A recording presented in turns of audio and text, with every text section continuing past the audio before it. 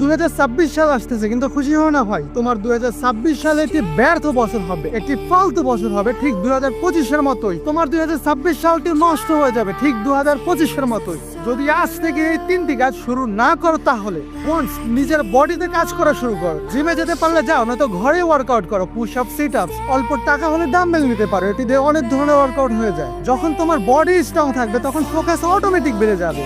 Second, dopamine detox. নিজের phone ও ফালতু reel স্ক্রলের প্রতি কন্ট্রোল রাখো ভাই। রাত জেগে ফোন ইউজ করা আর ফালতু রিল স্ক্রল করা, এটি শুধু তোমাকে নয়, তোমার ভবিষ্যৎকেও খেয়ে ফেলতেছে ভাই। মনোযোগের ফোকাস শেখো ভাই, নয়তো ট্যালেন্ট থাকার পরও সবসময় পিছিয়ে থাকবে। আর ডিসিপ্লিন। প্রতিদিন এমন একটা কাজ করো যেটা একটু কষ্টকর হবে, তোমার করতে ইচ্ছে হবে না। যেই কাজ করতে ইচ্ছে না হয়, ওই কাজই তোমাকে স্ট্রং বানায়। মোটিভেশনের অপেক্ষা করো না, ডিসিপ্লিনই তোমাকে আগে নিয়ে যাবে। একটা কথা মনে রেখো ভাই, টাইম কারোর জন্য অপেক্ষা করে না, টাইম চলে যায়। যদি কিছু থেকে যায়, সেটি হলো রিগ্রেট।